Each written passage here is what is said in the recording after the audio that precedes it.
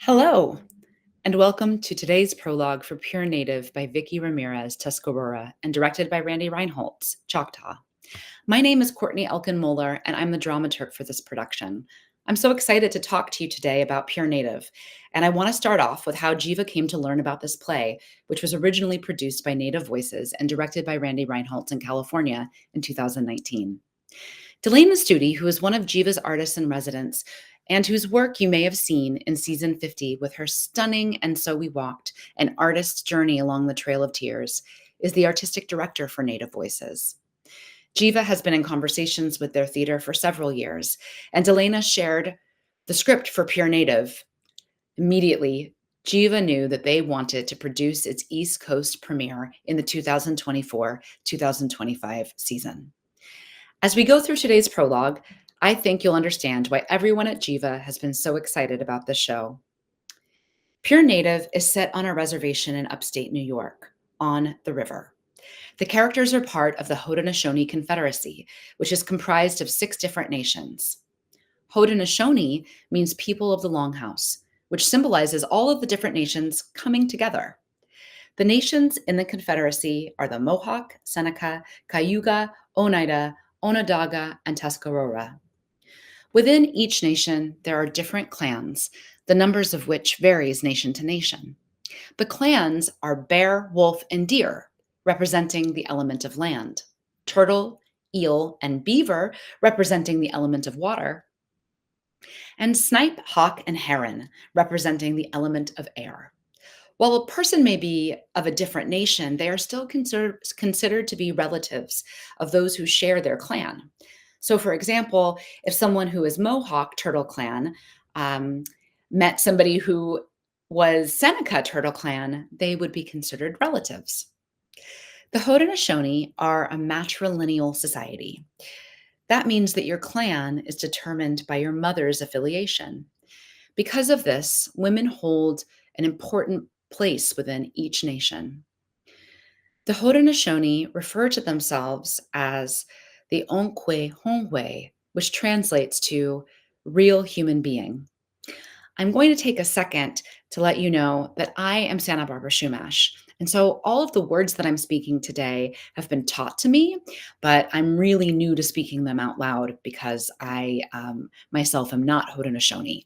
So I'll do the best that I can to pronounce them the way that our playwright taught me, but please forgive me if they sound not super fluent because I am not. Jiva Theater sits on the unceded territory of the Seneca, known as the people of the Great Hill and the keepers of the Western Door. There are several characters in Pure Native who are Mohawk, or Ganigeyahaga, Ganiyageahaga, the Mohawk, the people of the Flint and the keepers of the Eastern Door, and other characters like our playwright, Vickie Ramirez, who is Tuscarora, or Skarure, the shirt-wearing people, who are known to be farmers. The Mohawk, like the Seneca, are the warriors of the Haudenosaunee Confederacy and are represented in Pure Native by Brewster and Gary and his sister Karen. Siblings Art and Connie are Tuscarora, but they are also considered to be clanless, which is something that is explored within the play. Now, I'd love to give you an overview of everyone's favorite topic, governance. Let's start with the clan mothers. Clan mother is a hereditary title passed down through each clan, and it is her responsibility to tend to the welfare of her clan and assign names to the people of her clan. An important element of her duty is overseeing the actions of the council chief in accordance with the Great Law of Peace. Clan mothers select a candidate for chief following their death, and alongside the faith keepers can remove a chief if he is acting improperly or not fulfilling his responsibilities. The chiefs are male leaders and representatives of their clan at the Grand Council. The qualities looked for in a chief include those we all might expect of any good leader: that they are honest, honorable, reliable, and knowledgeable about the laws of the Confederacy. While not necessarily a requisite for being chief, they are traditionally expected to be or to become parents. The Grand Council is a gathering of all chiefs from the 6 nations and is considered the world's oldest representative democracy. The Tuscarora joined the Confederacy last after leaving their ancestral lands in North Carolina and Virginia, which means that their concerns are voiced through the representatives of the Cayuga Nation during council. The Grand Council adheres to the Great Law of Peace, the core teachings which are peace, strength, and good mind. Long ago, when the nations were at war, the peacemaker journeyed through Haudenosaunee territory. He came to the home of Hiawatha, known as Hiawatha, the leader of the Onondaga. The peacemaker who took a single arrow and broke it, but then tied together 5 arrows, symbolizing the original 5 nations, the bundle of which could not be broken, representing that they were stronger together. The Grand Council makes decisions by consensus, and they are the oldest governing body that still maintains its original form in North America. Now, I'd like to talk to you a little bit more about Haudenosaunee teachings and stories. One of the core teachings of the Great Law of Peace is good mind, which is invoked through Pure Native.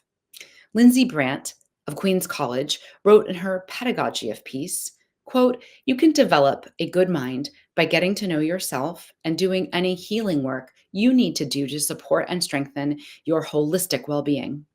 You can also develop a good mind in relation or in connection with your family, community, and relying upon your cultural teachings, ancestral knowledge, and the interconnected relationships with land, creation, and creator." As mentioned, Haudenosaunee can translate to people of the longhouse. Longhouses were literal spaces where extended families of the same clan lived, but longhouse is also a philosophy. According to our playwright, longhouse teachings are, quote, "the practical steps that you need to live, learn, and be in good mind," end quote, and includes the 7th-generation principle. That principle is one of sustainability, that the decisions we make today in our lives and community should result in a more sustainable life 7 generations into the future. The 7th-generation principle is referred to when decisions are made about natural resources, such as water and energy, but can also be applied to interpersonal relationships. Some of those natural resources, of course, include food. Corn, beans, and squash are considered in many Indigenous communities to be the three sisters, and this belief originated among the Haudenosaunee. Combined, the three foods provide essential vitamins and minerals for a well-balanced diet, and when planted together are considered companion plants, as the corn stalks support the beans, and the squash vines provide shade and moisture for both the corn and the beans. The three sisters are considered sacred gifts from the Creator and are sustainers of life. Another important story featured in Pure Native is the story of the Great Snake. There are several variations of the story, but it begins with a young woman who takes her canoe into the middle of the Niagara River. When she encounters turbulence, the leader of the Thunderers, Hino, rescues her. They saw that the Great Snake was feeding on her people. Hino defeated the snake by throwing lightning bolts, and the villagers hauled the snake's body into the river. Later, Hino's son, who was part Thunderer and human, Thunderboy, couldn't live in the village because of his temper. Anytime he wanted to live with his father's people, he went to live with his father's people, but he always remembered that he was part Haudenosaunee, so he continued to be friends with them and to protect them when he could.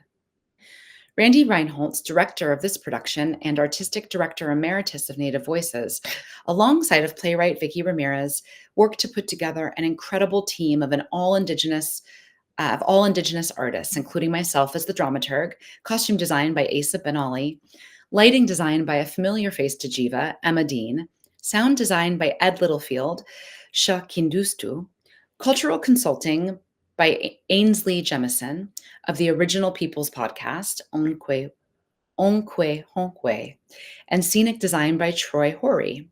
Troy calls himself an installation artist and scenographer,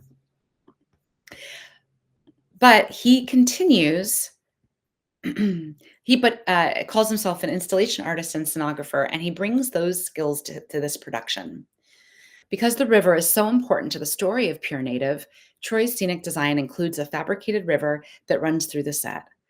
While the river isn't a character, this element of the design animates the river in such a way that its presence is always felt, And Troy didn't create all of it on his own. He had help, of course, from Jiva's awesome production staff, but also from community collaborators, including Faye Lone and Tammy Watt, who you can read more about on our big screen next to the box office, and whose art you can see in our lobby.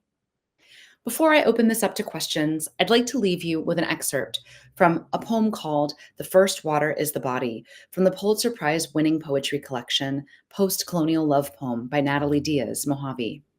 And I hope that it will resonate with you through the performance and beyond. A phrase popular or more known to non natives during the Standing Rock encampment was, "Water is the first medicine." It is true. Where I come from, we cleanse ourselves in the river. I mean, the water makes us strong and able to move forward into what is set before us to do with good energy. We cannot live good. We cannot live at all without water. If we poison and use up our water, how will we clean our wounds and our wrongs? How will we wash away what we must leave behind us? How will we make ourselves new? Thank you for joining me for Pure Natives Prologue, and I hope that you enjoy the performance.